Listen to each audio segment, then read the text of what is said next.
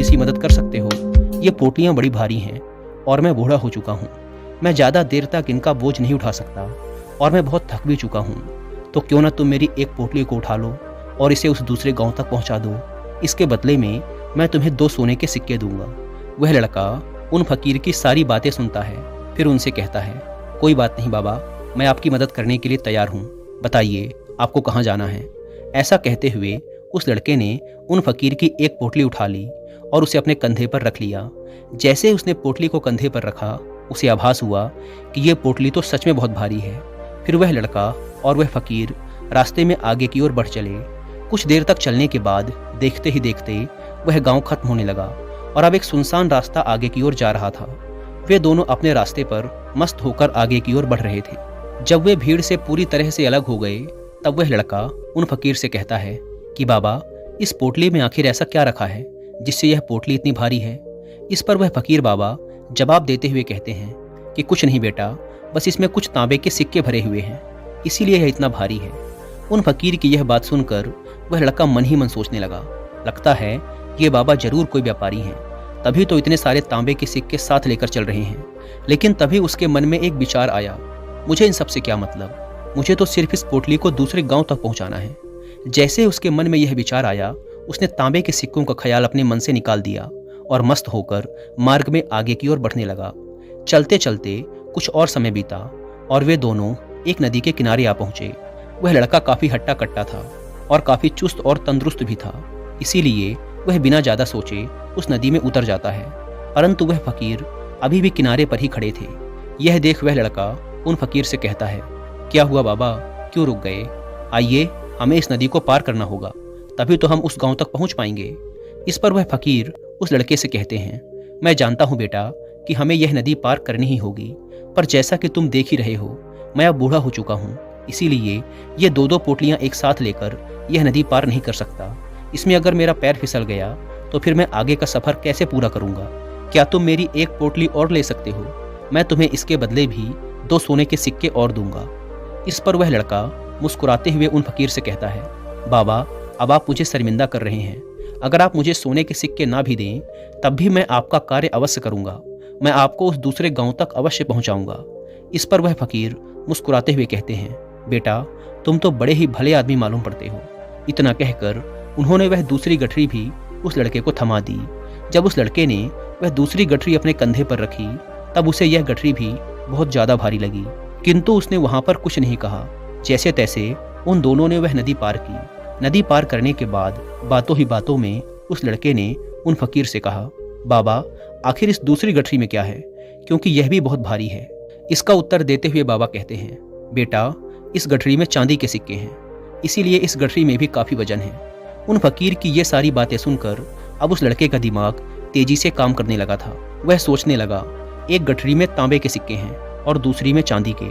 ऐसा लग रहा है जैसे ये फकीर बाबा बड़ी दूर से आ रहे हैं और इन्होंने अपनी सारी जमीन जायदाद बेचकर यह सिक्के इकट्ठा किए हैं, इसीलिए तो यह इतना धन साथ लेकर चल रहे हैं।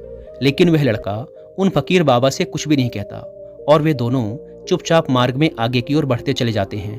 कुछ देर चलने के बाद आगे फिर एक सुनसान रास्ता आता है। उस सुनसान रास्ते पर आते ही उस नौजवान लड़के के मन में तरह तरह के विचार उठने लगे। वह सोचने लगा, अरे, यह तो सुनसान रास्ता है। अगर मैं ये सिक्के लेकर यहाँ से भाग जाऊं तो ये फकीर भला कब तक मेरे पीछे भागेंगे? मुझे नहीं लगता कि ये मुझे कैसे भी पकड़ पाएंगे और यहाँ कोई है भी नहीं जो इनकी मदद कर पाए। और वैसे भी ये बहुत सारे सिक्के हैं, मैं इनसे एक अच्छी दुकान खरीद सकता हूँ और खुद का व्यापार भी शुरू कर सकता हूँ। और वैसे भी ये बूढ़ा फकीर अब इस धन का क्या करेगा? इससे अच्छा तो मैं ही इसे ले लेता हूँ। वो लड़का ये सब सोच ही रहा था कि तभी उसे खुद पर आश्चर्य हुआ, अरे, मैं यह सब क्या सोच रहा हूँ? ये फकीर बाबा ना जाने कहाँ से आ रहे होंगे और ना जाने कितनी मेहनत करके इन्होंने ये सिक्के इकट्ठा किए होंगे। मुझे इनका फायदा नहीं उठाना चाहिए। नहीं नहीं, मुझे ऐसा नहीं करना चाहिए। उसने कुछ देर के लिए तो अपने मन के विचारों पर काबू पा लिया, किंतु कुछ देर बाद देखते ही देखते उसके मन के लालच भरे विचार उस पर हावी होने लगे। वह लड़का 2 पोटलियां लेकर उन फकीर के पीछे पीछे चल रहा था। कुछ दूर और चलने पर रास्ते में एक पहाड़ी आई।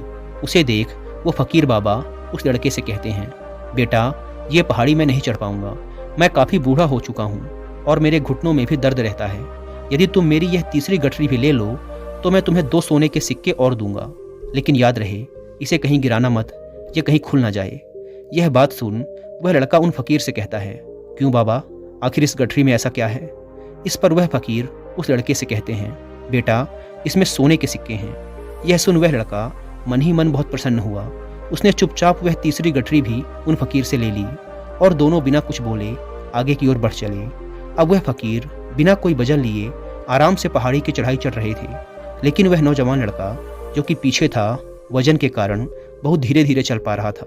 लेकिन जब से उसने सोने के सिक्कों का नाम सुना था, उसका मन तो छलांगे मार रहा था।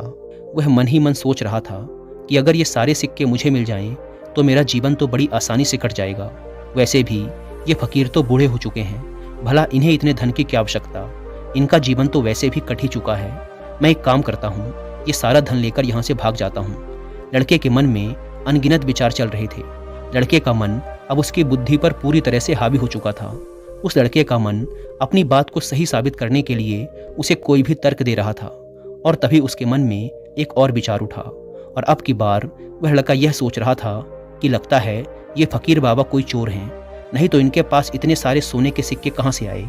अगर ये कोई व्यापारी होते तो ये इस तरीके से पैदल यात्रा तो नहीं करते, और अगर इनके पास इतना सारा धन था तो ये कोई न कोई साधन भी अवश्य करते। लगता है ये कोई चोर है, और चोर का धन चोरी करने में भला कौन सी बुराई। यह सोचता हुआ वह लड़का अब काफी तेजी से ऊपर की ओर चढ़ रहा था, और देखते ही देखते वह फकीर से आगे भी निकल गया। वह यह सोच रहा था कि जैसे ही इस पहाड़ी की चढ़ाई खत्म होगी और ढलान आएगी, मैं इन तीनों पोटलियों को लेकर भाग जाऊंगा, जिसके बाद ये सारा धन मेरा हो जाएगा और मेरी गरीबी भी हमेशा हमेशा के लिए खत्म हो जाएगी। मेरे पास बहुत सारा धन होगा, फिर मैं जो चाहूँगा वो कर पाऊंगा।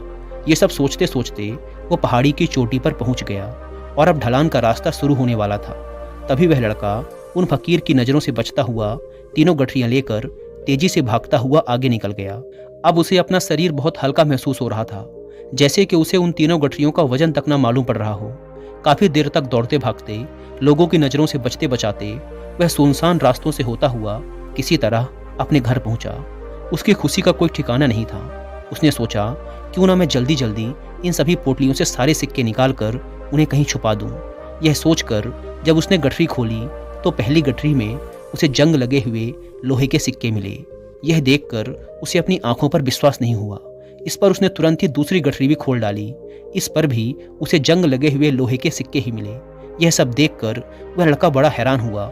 उसने मन ही मन कहा, आखिर यह सब क्या हो रहा है? उन फकीर ने तो मुझसे कुछ और ही कहा था। अब उसने वह तीसरी सोने वाली गठरी खोली, उसमें भी लोहे के जंग लगे सिक्के ही निकले। यह देखकर वह लड़का बड़ा क्रोधित हुआ। आखिर उन फकीर ने मुझसे झूठ क्यों कहा? उन्होंने ऐसा क्यों कहा कि एक गठरी में तांबे के सिक्के हैं, दूसरी में चांदी के और तीसरी में सोने के? वह यह सब सोच ही रहा था कि तभी उसकी नज़र उस गठरी के अंदर पड़े एक पत्र पर पड़ी। उसने तुरंत वह पत्र उठाया और पढ़ने लगा। उस पत्र में लिखा था, यह पूरा नाटक एक ईमानदार व्यक्ति की खोज करने के लिए रचा गया है। मैं इस राज्य का राजा हूँ, मेरी कोई संतान नहीं है, इसीलिए मैंने यह षड्यंत्र रचा है ताकि मैं अपने राज्य से किसी एक ऐसे ईमानदार व्यक्ति की खोज कर सकूं जो मेरे बाद इस राज्य का राजा बन सके और राज्य भार को संभाल सके। और इस राज्य भार को वही संभाल सकता है जो पूरी तरह से ईमानदार हो, जिसके मन में किसी प्रकार का कोई लालच ना हो। पत्र पढ़ते ही वह लड़का जोर जोर से चिल्लाने लगा और अपना सिर पकड़कर बैठ गया। वह यह जानता था कि अगर वह अपने मन के विचारों पर नियंत्रण कर लेता तो उसका जीवन बदल सकता था, लेकिन अफसोस कि वह अपने मन के विचारों पर नियंत्रण नहीं कर पाया। दोस्तों, महात्मा बुद्ध कहते हैं कि विचार ही सब कुछ हैं। जैसा हम सोचते हैं वैसे ही बन जाते हैं। इसीलिए हमारा सबसे बड़ा दुश्मन भी हमें उतना नुकसान नहीं पहुंचा सकता जितना कि हमारे मन के ये अनियंत्रित विचार पहुंचा सकते हैं। महात्मा बुद्ध कहते हैं कि अपने मन को ध्यान से देखो।